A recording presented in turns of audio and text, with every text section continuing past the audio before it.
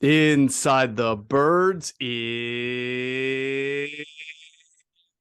back. What's up, everybody? It's Geoff, Mosher, and Adam Caplan for another Inside the Birds as April is upon us, and this is the fertile ground for Eagles free agency. They've signed a lot of free agents, Adam, but as we've talked about, they are much more of the bargain shopping team. As Totally.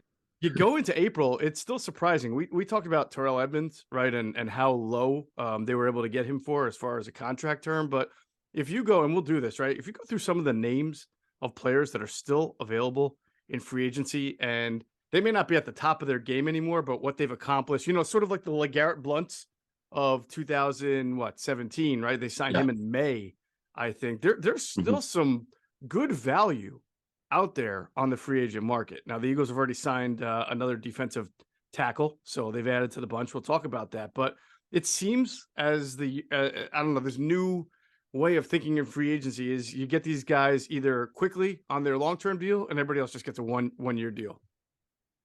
Yeah, and it's funny. We'll get into the contracts in a later segment on the show, but it's just funny the way that the Eagles did this. They will give you a hint. They gave like five players the same exact fully guaranteed money at signing. It's really funny how they did that. Yeah. I don't know where they came up with that idea, but and they're not even a majority of them are not even guaranteeing half of this very small contract. It's interesting. What the Eagles did here is they re-signed a bunch of their own players, which is, by the way, it's a big part of free agency. And as you said, they went bargain shopping because that was really their kind of like their plan was to pick and choose, see who was available second or third week. And that's where we're at here as we're well and now into the month of April. It's the 3rd of April, and we're now 3 weeks away from the draft. 3 weeks away. Hard to believe. We're sort of in this mid zone, right? Where we're still talking about free agent signings, but we're also previewing the NFL draft. And we'll have Greg Cosell on with us again Wednesday morning. It'll be, I believe, his third draft preview pod with us, the Intel with Greg Cosell. It's obviously the continuation of the series that started with free agency, but in his latest installment, he'll be going through with us the draft eligible, what do we say, defensive tackles? Is that what I think we Yes. said? Yeah. Yes. So we'll be doing tackles, obviously a huge position for the Philadelphia Eagles this year. We just did our last episode last week was cornerbacks, and I think that was one of our best episodes. Really, Greg was amazing because he broke down about, I don't know, 10 to 12 different corners, and it wasn't all the same. So that was a really fascinating episode. And the week before, we did edge rushers, and those are never like the same. They come in like all shapes and sizes. So it's been really good. Look forward to this one on defensive tackles. Yeah, Greg didn't like the DNs as much, or the edge rushers, but man, he really liked this cornerback group. Mm-hmm. And as you said, it was pretty well received. We saw some of the comments on our YouTube board there. So yeah, we'll get into that, and then we'll also, if there are any players on the back end of free agency, and plus there's some leftover players from other positions that we didn't have time for. We'll hit that on the last show leading up to the draft because that's what we did last year and it worked out pretty well. Yeah, we're going to do defense. Last episode, we went through the offense and what they've added and what still remains. And then in this episode, we'll finish it off with defense. Again, we'll go through some contract stuff. And to your point, Adam, there are certain things they're doing contractually now that really follow a pattern. In fact, there's one contract that we're going to discuss that we have the official numbers in. And I'm like, I think I've seen this before, almost exactly alike. And we'll talk about that when we get to it. So really interesting stuff there. And of course, we'll get into the latest free agent signing as well. Want to remind everybody that Inside the Birds is presented by the Gallery Bar Book and Games at Ocean Casino Resort. It's the official Jersey Shore resort of Inside the Birds. All right. Also, Patreon. We've got that coming up. You'll have your Discord chat on Wednesday. And so I'll tease this, right? We're working on our next podcast for our Patreon subscribers. We've had an offensive coordinator, defensive coordinator, a head coach, a GM. And so we're trying to continue this series of doing football from a different vantage point. And we're working on trying to get now a scout, a former NFL scout, someone who can take us through the process of what it's like to be a scout in the NFL, with the traveling, the notes, the taking, the studying of tape, the meetings, all of that, and take our Patreon subscribers through the life of a scout, and then also just as with the NFL draft coming up, we'll get some intel there too. But that should be a really good one. I'm looking forward to getting someone for this. Yeah, that's one, and we're going to do it. We have a contract guy who used to do them for a team. That'll be on a later show, but that's going to happen. So yeah, sign up, patreon.com/inside the birds. We got, I think, like 10 people signed up last week, so that was great. We've got a really good group, and for the fall, we were hoping to do an event where we could get a lot of locals, whether you're in Jersey, Delaware, Philly, to get together with us and have a good time to kick off the season. No doubt about it. That would be a fantastic event. All right. And of course, we'll do another Ask ITB live stream with our Patreon subscribers too when the time is right. As we get a little closer to the draft, probably do that then. For sure. Yep. All right. Let's get into some of the nuts and bolts of the podcast. A really interesting signing that the Eagles made this past week. It's funny, Adam. I joke. They signed him the day that our last pod came out, which was Wednesday, right? Or no, Thursday. So they signed, the announcement came out Thursday afternoon. And I always say, I appreciate that the Eagles do this like this on the day that the pod drops, like a few hours later. So it gives us something to talk about, right? And not like the night before where you have to scramble and don't get intel or anything like that. So yeah, we got plenty. Yeah, we got plenty on this guy. This is Kentavius Street's an interesting player. It's a shame that he got hurt at his pro day workout. Yeah, not the first player to suffer a significant injury. I think it was an ACL injury in 2018, but right. We'll get into him in a second. But yeah, look, this has been bargain hunting for the Eagles. This was their plan from the very beginning. They were not going to get involved in a significant free agent signing from another team. They spent a lot on their own players. Kudos to them. And oh, by the way, how about Darius Slay saying on his podcast that the Ravens were very close to signing him before he decided to go back to the Eagles? Yeah, how about that? And then didn't they wind up adding a cornerback right after? They added another cornerback recently, right? Of some name value. Yeah, Greedy Williams. No. I mean the Ravens. Didn't they? They had a pivot. Baltimore signed. I'll tell you who they signed. Well, they haven't got Marcus Peters back. Right, but I could have sworn I remember. Was it Trayvon Mullen? It wouldn't be significant. Yeah, he was playing off waivers. He wasn't even signed. He was playing off waivers. Was that what it was? Okay, there was somebody I thought that they signed. Maybe it was. I don't think so. Yeah, somebody else that I thought. But yeah, that would have been really interesting. Him going to the Ravens. So good thing for the Eagles. They figured out a way to make it happen. And what I wonder is, I didn't hear it. I just saw the quotes that are out there. I wonder, because we've seen this before with the Eagles, like they're going to move on from a player and then they get worried that they change their mind. Like they see them going to a really good football team. Maybe they changed their mind and got that. Because remember, they told him and his agent they're going to cut him. And then within hours, they were negotiating an extension. So it's funny how that works. Still one of the more remarkable things that we've seen in covering the Eagles in quite a long time. For sure. All right. So Kentavius Street. By the way, Kentavius, his middle name is Radkevian, Radkevian.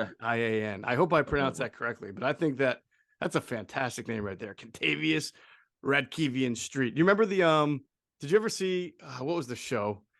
The two guys, Keenan and, why can't I think of it right now? Harvey Wayans, Keenan and his brother? No. I'm not talking about Living Color. I'm talking about, it was more recent. Who's the guy who, Keegan Michael Key, is that the one of the guys is a directs films, and his partner, but they would make fun of names. They would do like the NFL draft names and go through all the, like they would make up just hysterical names, right? And it almost feels like Kentavius Radkevian Street would have been like perfect for that for that segment that did. It was Jordan Peele. That's who it was. It was Peele, the director. Was it Key and Peele? Was it Key and Peele? Peele was the name of the show. Right.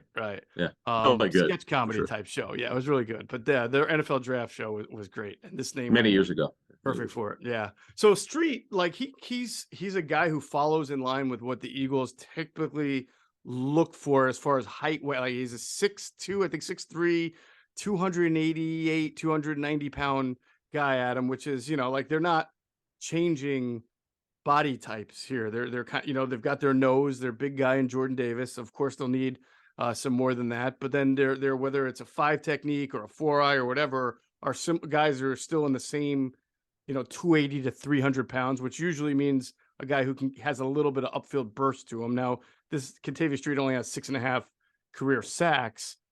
But he's not a huge guy either. He's not like a space eater or anything like that. So here's our from our pro personnel guy. He's got great get off, good explosion. He's just had the worst luck with injuries. As we said, this pro day, he had the ACL injury. He didn't play in 18. Either he didn't play in 19 because I know he was on IR. Oh, he was activated late in 19 season, so he barely played his first 2 years. Also on IR in 20, and then last year's he's played. He's a rotational like third or fourth D tackle who could play in an odd man front end. I'm told because he's done it, but he's better playing inside. He's got good like if he's going against a slow guard, that's where he wins. So this is a nice bargain signing. We'll have the numbers on our next show on his contract, but he turns 27 next month. This is another smart signing here. There's no real commitment to him, and it's just a guy you bring in. He's now on his third team, drafted by the Niners in the 4th round in 18. You take a look at him, but he's got some talent here, and he would have been drafted higher had he not had that injury. And you just take a look, and look, they need D tackles. And we'll get into our final segment, which is our best segment of the show today, is when we look at the defense, the depth, and the rotation, so forth. So there's a wonderful opportunity here for him to get some playing time. Absolutely. And I mean, again, much in line with a lot of these signings, this does not mean he's a starter. It doesn't mean he's making the team. I mean, he should, because they really need bodies at that position. But it just, you add him into the mix, and it doesn't stop them from drafting a defensive tackle who plays the same alignment in the 1st, 2nd, 3rd round, whatever. But he now joins a mix, right, where you've got Fletcher Cox, you've got Milton Williams, you got Street, and a couple other names, and we'll go through that, like you said, at the bottom of the podcast when we go through the defense. But they have a decent. You always say this. It's not depth unless the guys can play. So there is some question marks about some of the guys that the Eagles have, but they all have played at the NFL. They're not, to me, like, they're guys who can play. They just have to, they're not stars other than Fletcher Cox, who was a star at one point. And we have to see Jordan Davis develop, but they've got a good rotation here of guys who can come in and give you some snaps. And obviously they have to add to it, though. Correct. Yeah. In fact, that's where you assume he'll be a sub-package player. 20, 25 snaps, I think, is realistic for him, assuming he makes the team. And when you look at their situation at D tackle, it's just not very good. You got an older Fletcher Cox near the end of his career. We don't know about Milton Williams yet. He didn't do much last year. He had the high ankle sprain. I'm sorry, Jordan Davis. Milton Williams, they know about. Jordan Davis is the guy who had the high ankle sprain. Milton Williams, they know, is a really good third tackle. Street will compete for playing time. He's more of a 3 technique who could play N. He used the N in college at North Carolina State. Because of the length, they moved him inside.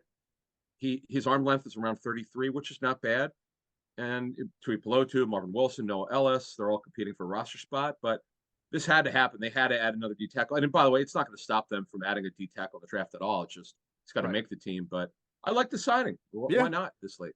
Makes a lot of sense. Now, the one common bond so far, we've seen this before, but this is almost like, I don't know if it's coincidental or if the Eagles knew they were going to do this year, or if they've had some kind of success they felt so it's worth it. But every single 1-year free agent signing is a guy with a long injury history, but also a high upside guy, like a higher draft pick. This kid was a 4th round pick, Kentavius Street, right?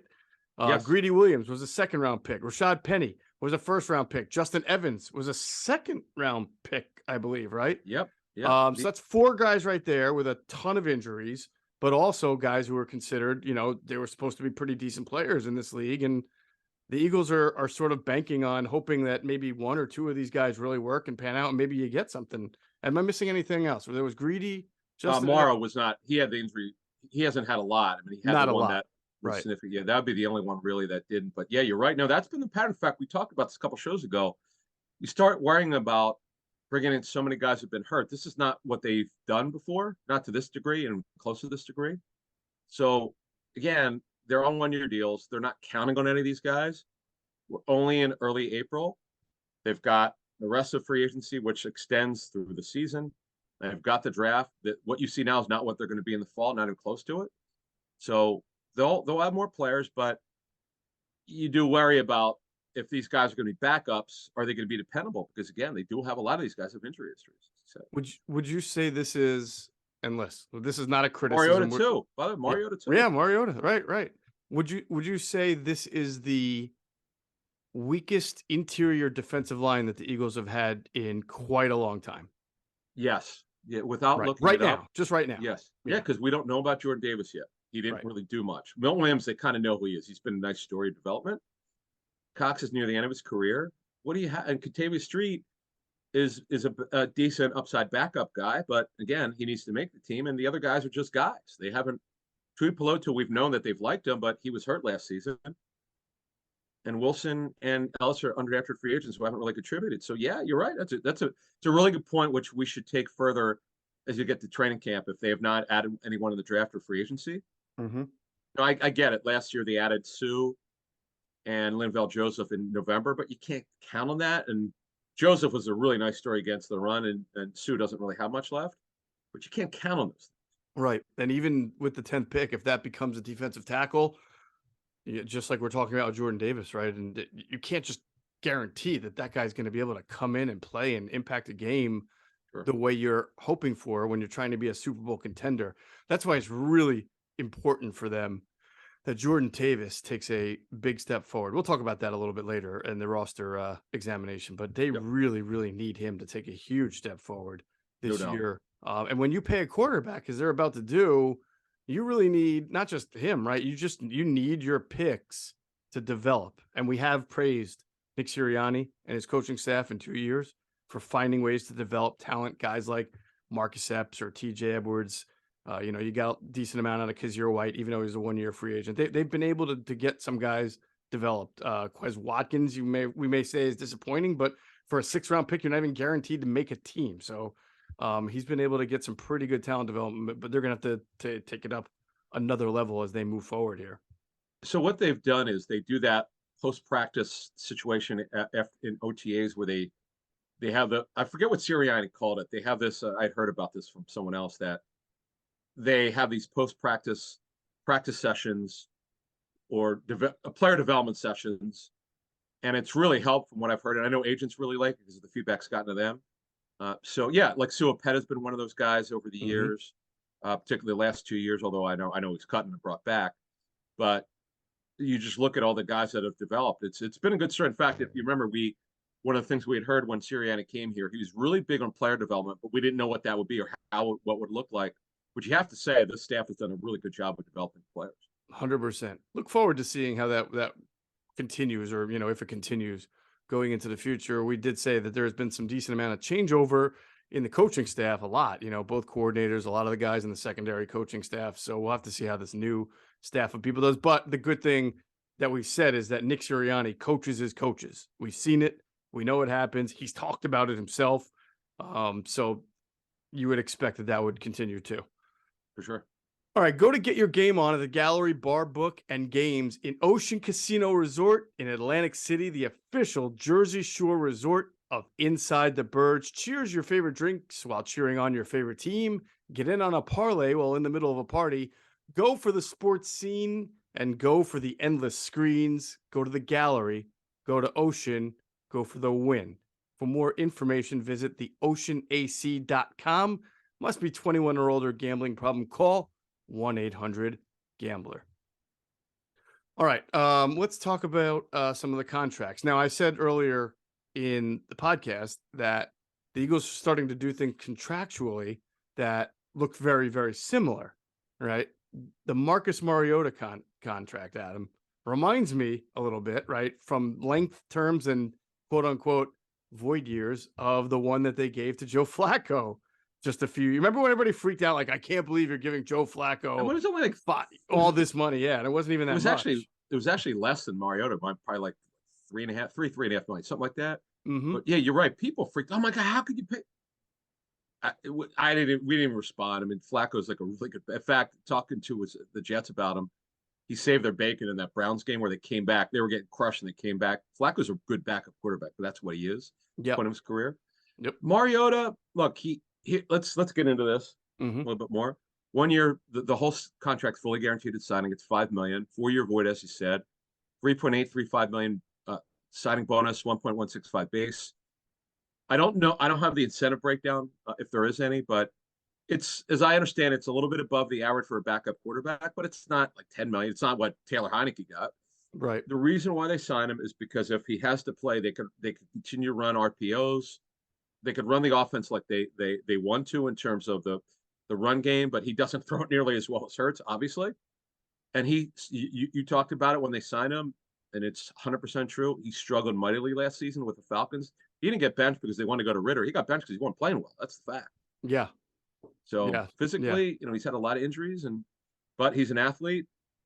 He's got some arm strength. You do worry about the wheels when he has had all these injuries, but this guy was the second pick overall in 2015. And the Eagles were going to do it, right? Well, Chip didn't do it. He didn't get his guy.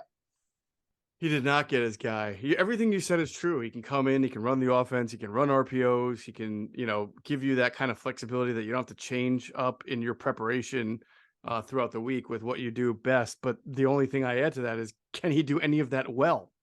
Because as we just talked about, he did not do a very good job of that with Atlanta. And frankly, throwing it didn't at all. He was frankly, I thought he was a little overhyped when he signed with Atlanta about having one game where he came in for the Raiders. He was with the Raiders for 2 years. Oh, when he ran. Do you remember when he ran? He looked he looked like really fast. That can happen in any one single game. That doesn't mean you're a good backup quarterback, just Agreed. I was rooting for him because I like Mariota. I think his story is really cool. I was hoping he was going to go to Atlanta and do well, and him and Kyle Pitts. But like I said, I remember watching games in some All-22 and thinking like, man, this guy is really not throwing the ball well at all. It's not even like he's close, right? He was just not throwing the ball well at all. And hey, look, we've seen guys though go from one team to another, one scheme to another, and reinvent themselves. So I'm sure the Eagles are hoping for that and banking on that. There were a lot of different backup quarterbacks for them to choose from. They chose Marcus Mariota, right? I mean, there's still right now a couple of decent backup quarterbacks who are out there. Minshew, remember they had interest in bringing Minshew back. He wanted to go to Indy, right? And they moved to Plan 1A and signed Mariota. The backups that are out there are Bridgewater. Mm-hmm. He's okay.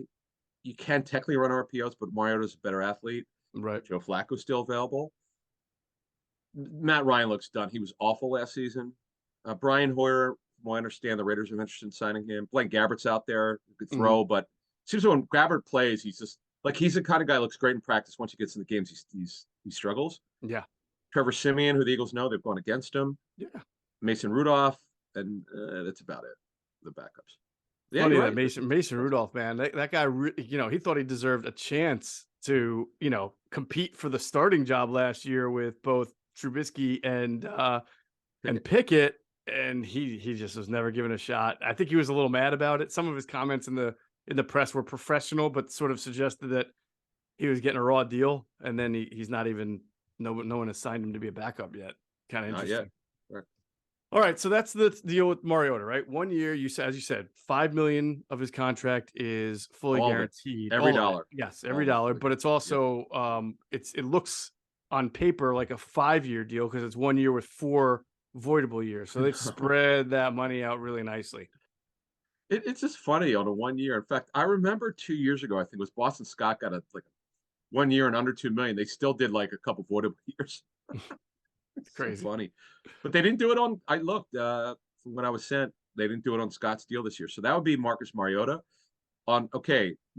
This one's interesting. This is fascinating what you're about to say, because I remember texting you in the middle of the week, like, wait, what? You were shocked. And I said, look, I'm telling you, this is a pretty good source. So this is what it was sent to me. Nic Morrow, 1 year, $1.15 million. No guaranteed money at signing. Part of that total of the 1.15 million, he's got 50,000 in per game roster bonuses. His base is 1.08 million. I mean, look, I get it. He as of now, early April, he projects to start because they simply don't have anyone else other than he and Dean. But wow, that is, and it's not like he signed in May to sign this. That's what I was just about to say. I can't remember a guy signing so early in free agency for no guaranteed money at all. He clearly wanted to play in Philly. I mean, give him, look, he's really small. We talked about this. He's around 220. Could be less than that. he was their leading tackle last year with the Bears, and they didn't want him back. They didn't really want any. They remember they moved on. They wanted to they got Edmonds in there, who's making $18 million a year, despite the year that Jack Sanborn and Morrow had. They moved on, and Morrow's here in Philly. I mean, he really should start. I mean, right now. I mean, now again, they could address it. It would surprise me if they drafted a linebacker as early as the second round, considering they don't have a lot of draft picks. You know, that would be certainly surprising based on the way the Eagles do business at the linebacker position. But they still have to add somebody. We'll get into that later. You know, they have to add someone by training camp. But Morrow right now does project to start. It's amazing to me. I mean, when you sign a guy for no guaranteed money, you basically are saying, like, I can cut this guy for nothing, right? He's going to cost me nothing. So correct. That makes me think that, you know, they've got something in their mind that they don't anticipate him being the starting linebacker, but or they do, and it's going to be the biggest highway robbery of the year. Well, look, he was offered. See, I know, talking to agents over the years, sometimes a guy will look at for more money elsewhere, but he goes, you know what? I got a much better chance at starting here. Let me go here, and if I could start, maybe they'll extend my contract at some point. No, I hear what you're saying, but he's an acquired taste. Yes, he did a good job last season, but he's so small. He's not going to be for everyone. I get today's linebackers are way smaller than you and I from when you and I were covering the league in the early 2000s. But this is what the Eagles are doing. You know, they go bargain basement for many years. The linebacker, they rarely pay linebackers market value. In fact, other than paying Michael Kendricks when they extend his contract in 2015, it's their own. They just don't. This is the way Joe Banner told us on our show a couple years ago. This is what they do. This is what they believe. They believe in paying the lines, offensive, defense, and boy, do they do that. And it's hard to argue with their success. Yeah, no, it is. It is. I'm just, you know, hey, I'm shocked, but that's great for the Eagles when you can get someone that you think might be able to play for you on a contract of no guaranteed money. So we'll see what happens with him. And then on Justin Evans, it was a 1-year deal. Now let's go into the details of it, please. Okay, it's yet another contract that he did a 1 year at where they get fully guaranteed $600,000. It's 1 year, 1.5 million, 1.59 million to be exact. Signing bonus is $250K. The base is $350K fully guaranteed. The 350 of the base is fully guaranteed. So there's your $600K. Because of his injury history, they did $260K in per game roster bonuses. And there's a pattern here. They've done a lot of these where guys have had injury histories. They're going to get a little bit more money if they could stay healthy and be active for these games. So Rashad Penny, $600,000 fully guaranteed at signing. Justin Evans, fully guaranteed at signing, $600,000. A couple other guys here. Terrell Edmonds, $2 million at signing, $600,000 fully guaranteed at signing. What is with this? Where do they pick this number? This is why you and I, no matter how long we do this job, right, will never fully and so the same thing with GMs that we speak to and capologists, right? Sometimes there's no method to the madness. A guy like Justin Evans, right, who has been so injured that he literally missed 3 consecutive years and doesn't necessarily play a position that is considered of high value, at least to the Eagles, but across the league, somehow still got $600,000 guaranteed. But Nic Morrow, who had a really good year as a starting linebacker for the Bears last year, didn't he have over 100 tackles? Yeah, right? I mean, again, he got 0.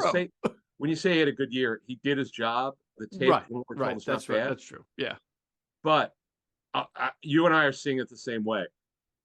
I don't know Morrow's agent.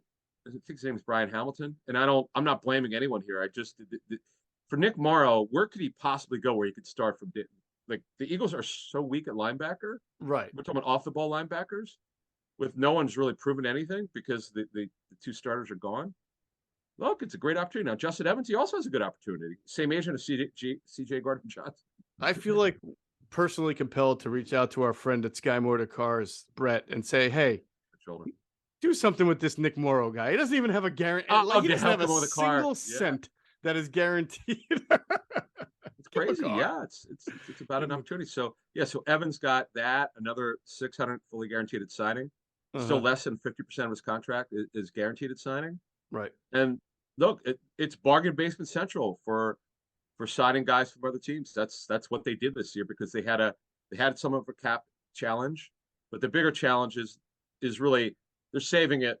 They because of what's going to cost getting the contract for the quarterback done, Jalen Hurts. This is what they had to do. I mean, this has been their plan. It's kind of as your term, according to Hoyle, it's been pretty much what we thought. The only thing is, we didn't think they'd get both starting corners back. That definitely surprised me. I didn't see that. Right. All right. Is there any one of these 5 guys? Wait, hold on. More. I'm going to take Mariota out of it, but because we kind of know what he is, just the intriguing guys: Penny, Morrow, Evans, Street, and Greedy Williams. Any one of those 5 guys that you're kind of like intrigued by in a positive, like I kind of really fascinated to see what this guy's got. Any of them? Oh yeah, no doubt, Penny. Which by one? the way, Penny. Okay. Greedy Williams got $600K fully guaranteed to sign it. It's unbelievable. There's got to be something. There's got to be still under 50% of his contract was fully guaranteed. So there obviously something going on with that. I don't know where they picked the number.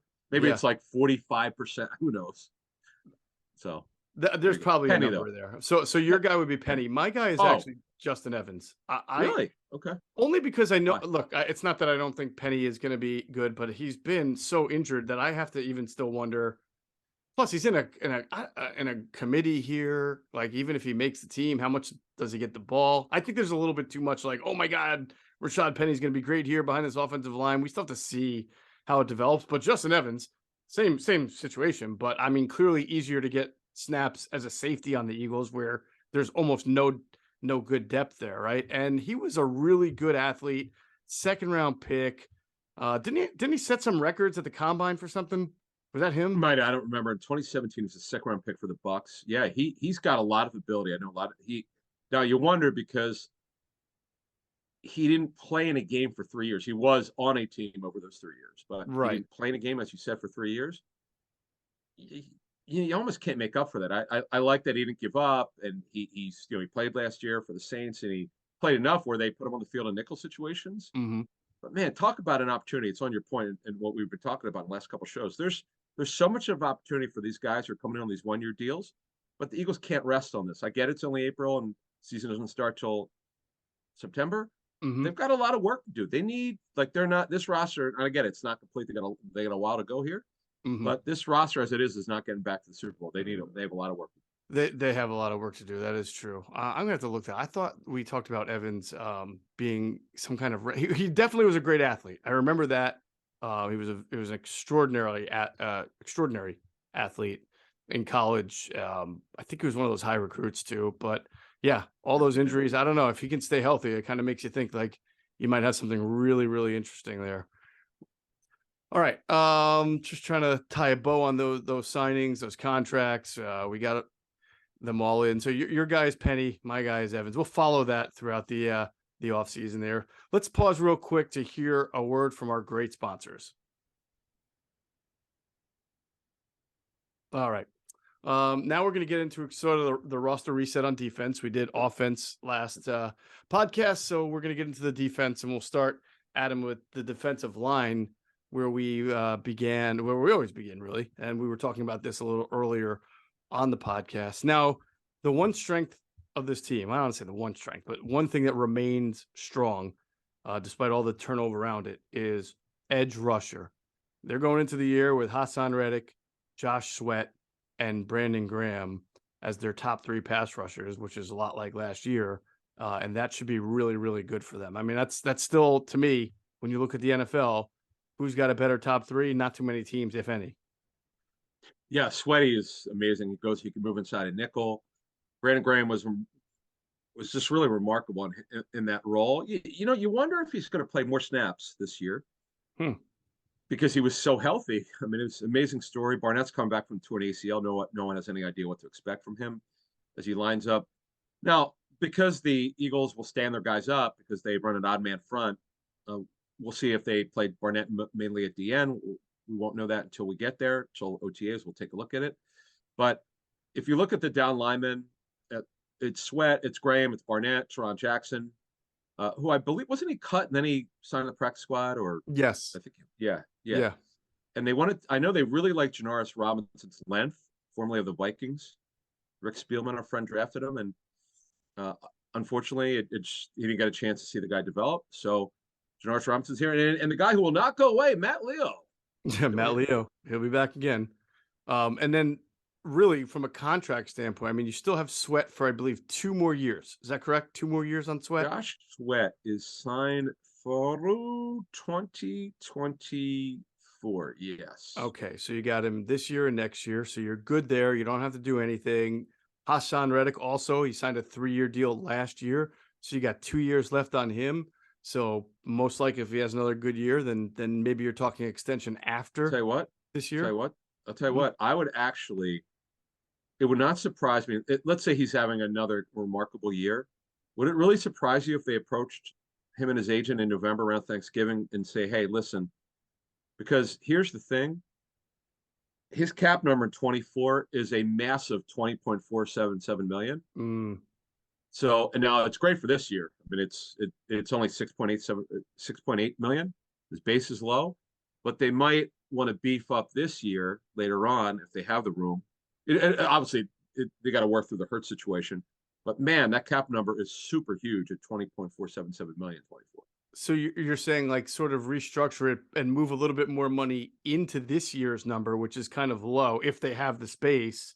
Yeah. And then kind of free it up a little bit. Well, you're probably going to add a few dummy years like they always do. Yeah. And then keep it low for the next 4 years after that or something like that. Yeah. Sure.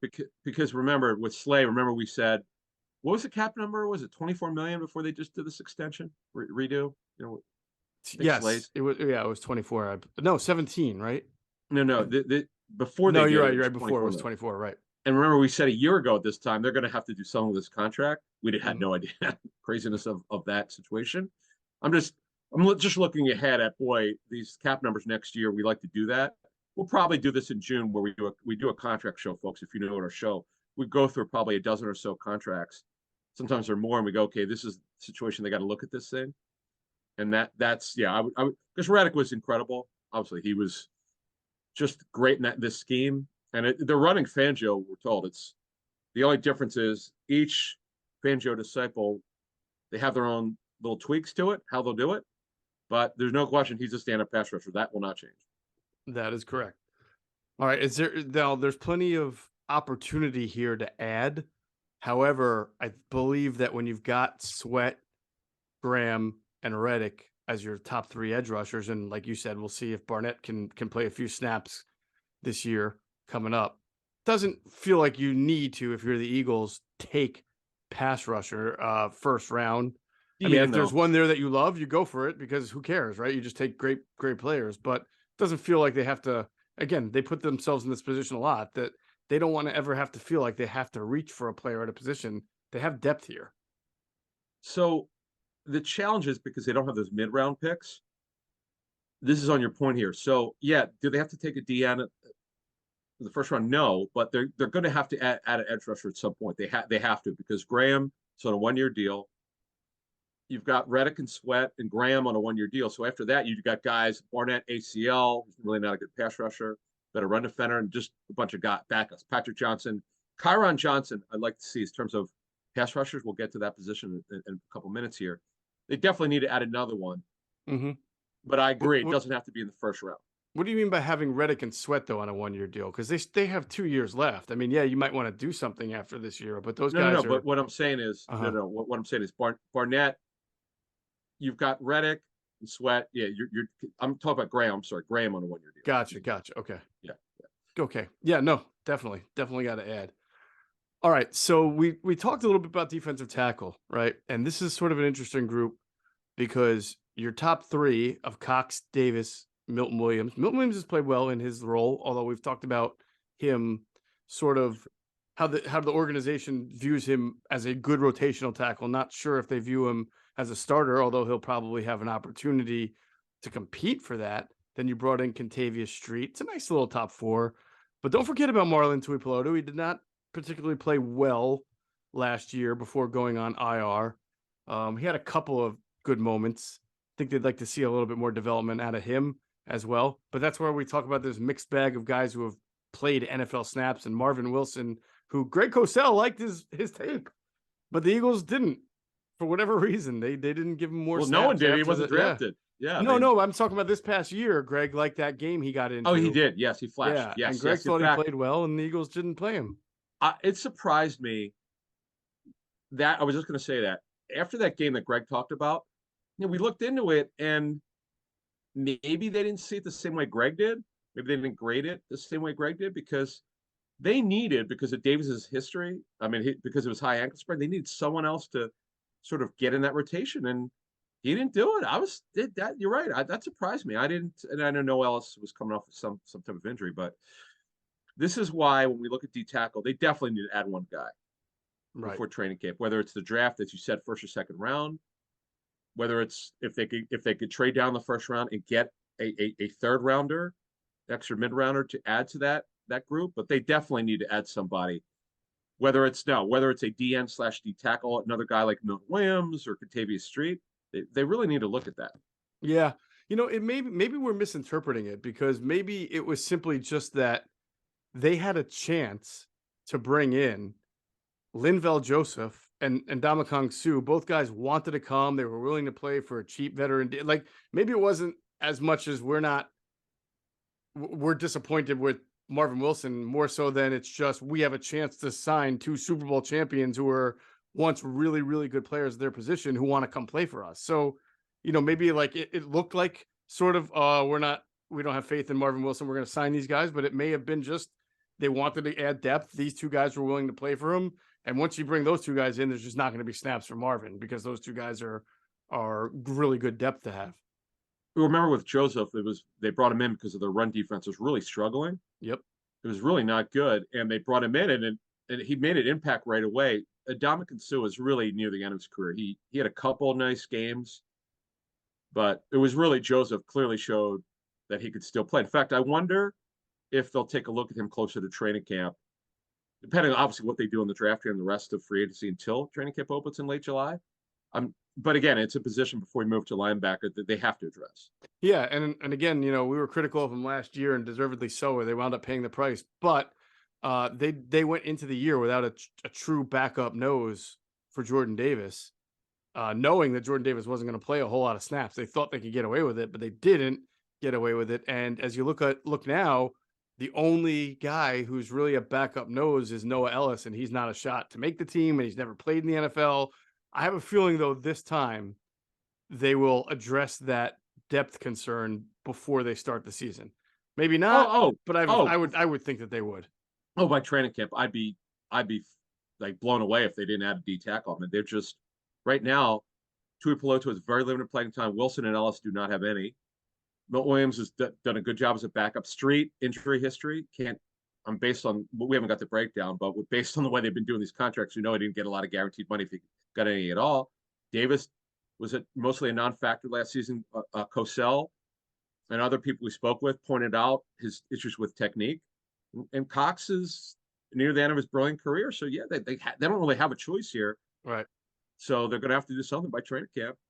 Now we'll see also if they draft a guy, if they select a guy, and this guy looks good in OTAs, maybe they don't. Well, that guy would serve that need. Then maybe they wouldn't sign a guy by training camp. But yeah, they have to address it. All right, let's move on to linebacker, outside linebacker. We mentioned Hassan Reddick. He plays that fifth man outside, on the line linebacker position. Played it great. Had an unbelievable year. Basically a steal for the contract that they signed him to last year, with all the sacks and $15 million a year impact plays that he had. Yeah, $15 million a year. Crazy, right? Steal. It was absolute incredible. steal. Absolute steal. Yeah. Yeah. Now behind him, Adam, if he were to get hurt, the Eagles would be in a very interesting position, because he's such a vital piece of what they do. And then the drop off between Hassan Reddick and guys like Patrick Johnson and Kyron Johnson are pretty steep. Now, you can sort of turn Brandon Graham into a stand-up guy like that, but then you'd have to play him as much as you play Reddick, and I don't know you want to do that too. So there's definitely room to get somebody like your next Hassan Reddick, your developmental Hassan Reddick in there. I mean, you could call that Patrick Johnson and Kyron Johnson, but maybe someone with a little bit more juice to him. No, I agree. In fact, that to me, picking a hybrid pass rusher DN/OLB, because if on your point, if they suffer injury to Reddick, it's you got to play Barnett because he's done it before, but he's better with his hand down. You got to stand up Barnett. You have to stand up Graham. You really don't want Graham playing that many snaps. I could certainly see that he could play more than he did last year, but you don't want to put him in that 70 to 80% snap range. That would not be good for anybody. And to me, if you're the Eagles, it really makes a lot of sense for them to get that hybrid pass rusher, because this odd man front, they ran it extremely well. Did they set a record for at sacks in a season? Was it Oh 71? yeah, a team record for sacks in a season. Yeah, Right. And I know it's not one an of the best in NFL NFL record, history. though. What's that?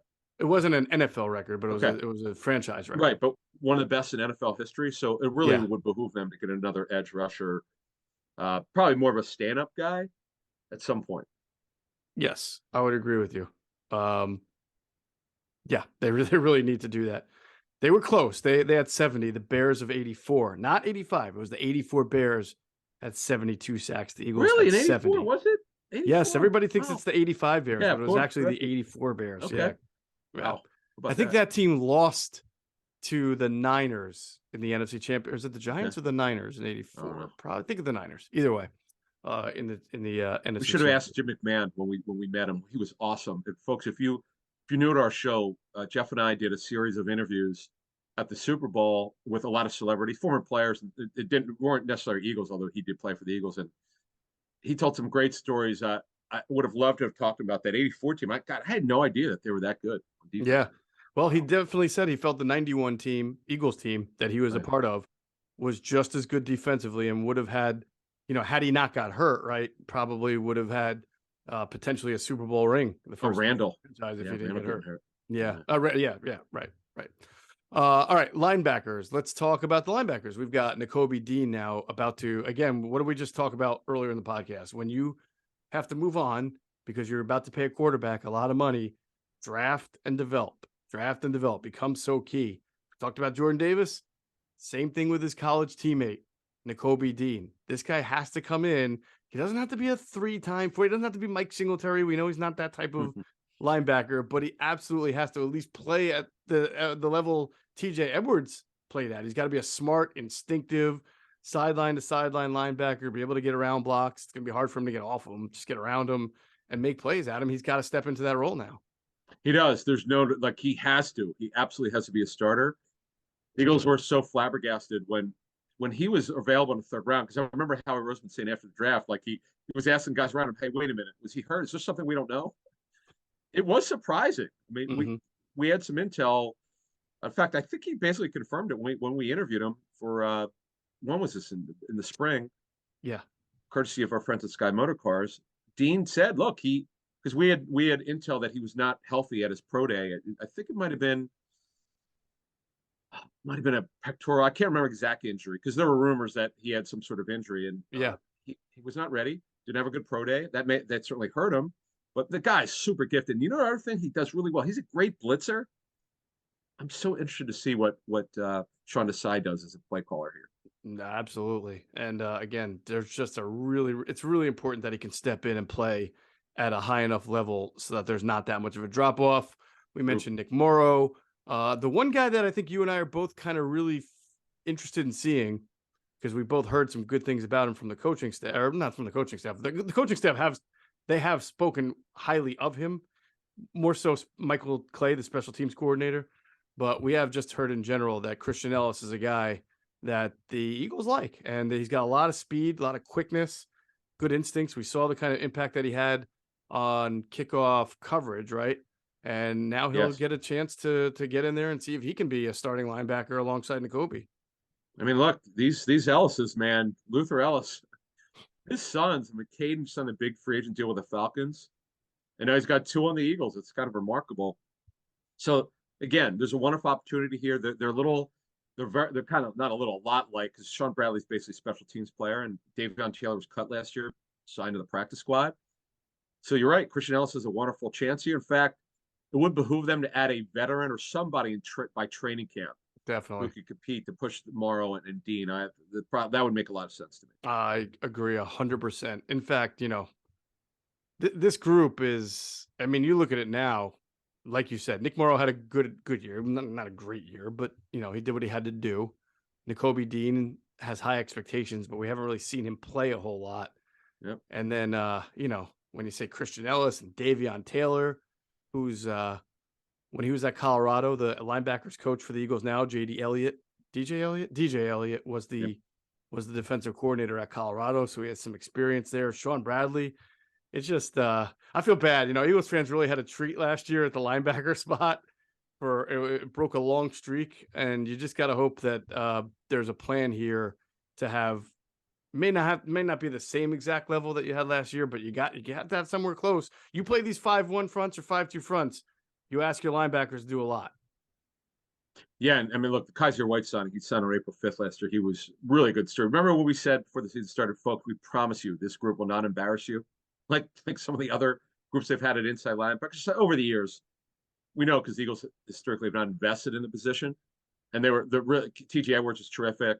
Got a nice free agent deal with the Bears. And Kaiser White decided to go with Gannon, right? With the Cardinals, I think. Kaiser White did sign with Arizona. Yeah. 2-year deal. Right.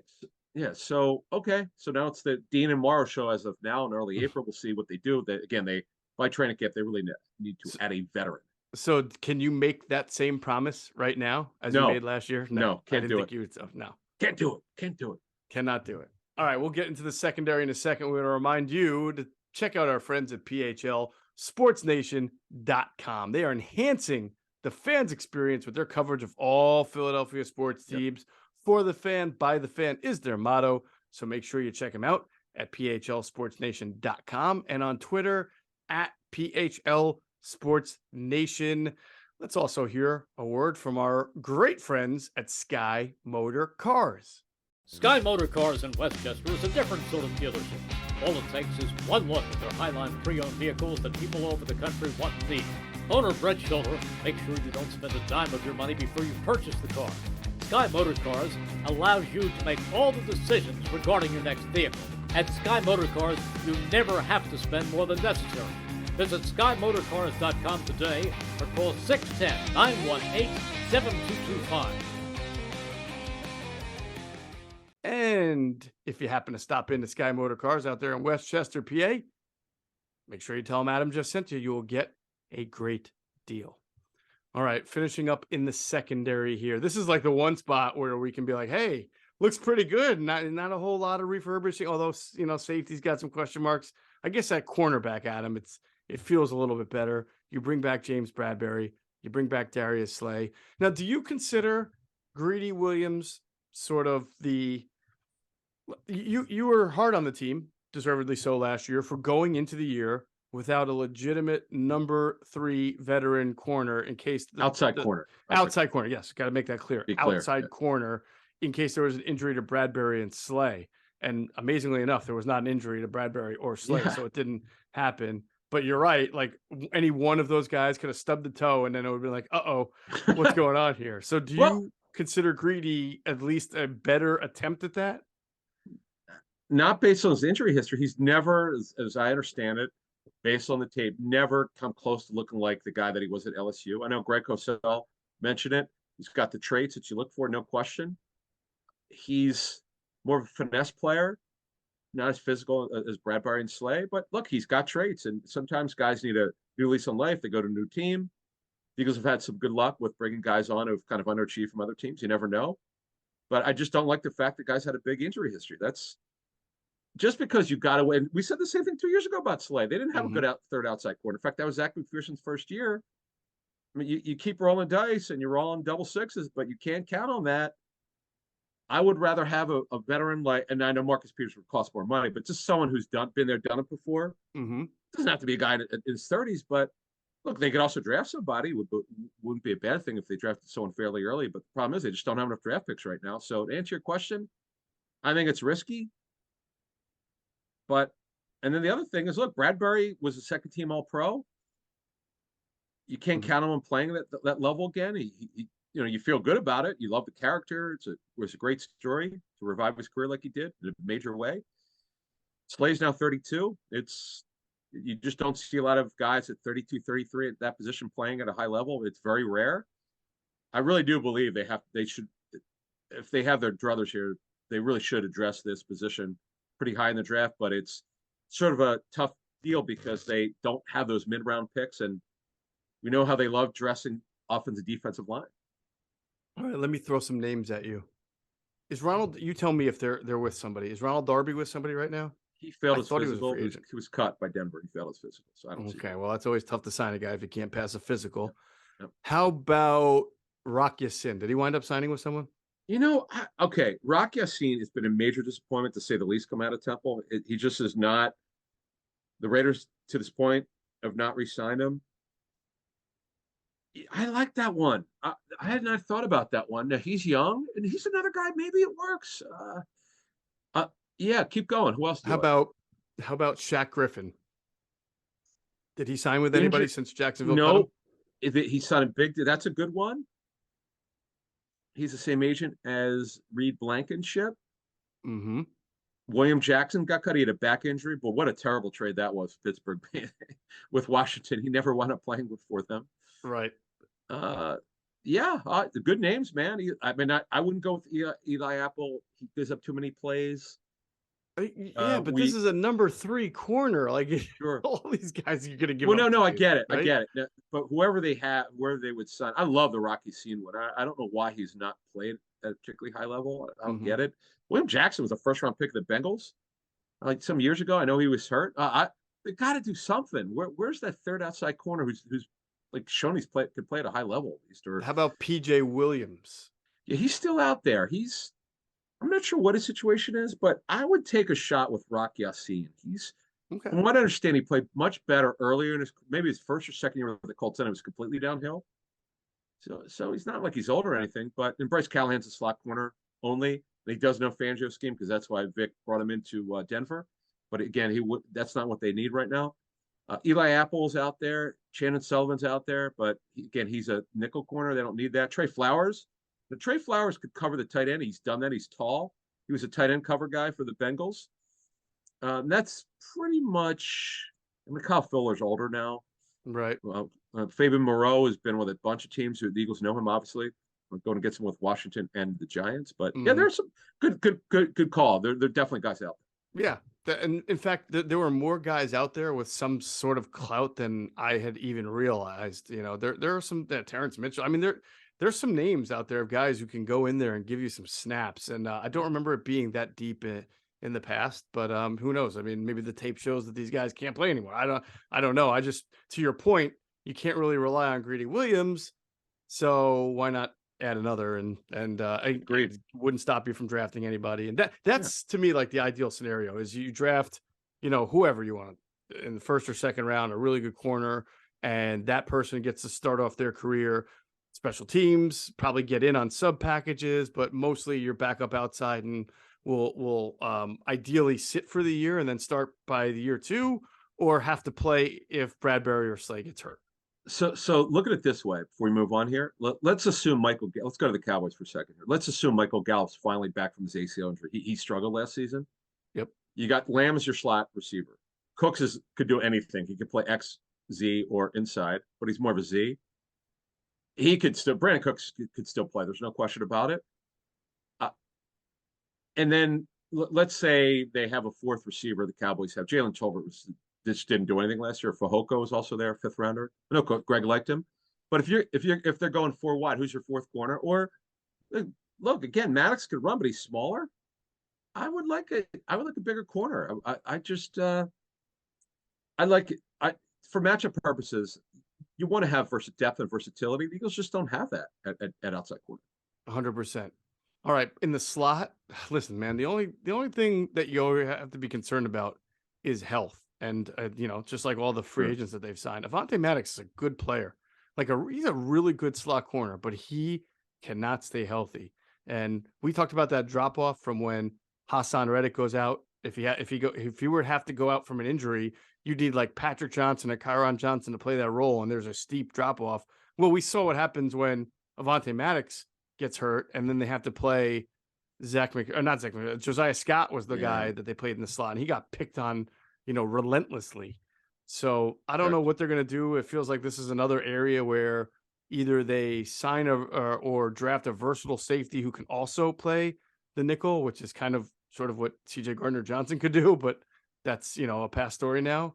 Yep. Or they figure out a way to coach up Zach McPherson so he can play the slot. I don't know. We haven't seen that He yet. can. No, he can. No, I meant like at the NFL level. Can he play it at the NFL level? Yeah. I know he played it well at Texas Tech, but it's different, obviously translating. But I do think that there's some interest or intrigue in Josh Jobe, Adam, who made the team last year. He has some versatility to him. I know some people think he can play a little free safety too. I mean, he's got good body type, so maybe this is the guy that can really take a step forward in year 2. That could be in OTAs. That's the guy we're going to keep an eye on. We're going to get intel on him and see how he's doing. On your point, Mario Goodrich is another guy they would like to take a look at. And Tristan McCullum probably will be a cornerback who might wind up playing safety this level if ever makes it. But he's got, talk about height, weight, speed. Zion's brother, he's got that. He does. Twin killing right there with Zion and Tristan. We'll see if Tristan can come here and do something. Again, I'm not even sure how they view. I know he's a corner. I think they have him as a DB though on the website. So I don't know what their full vision for him is. It's probably let's get him on the field and see what we can do with him.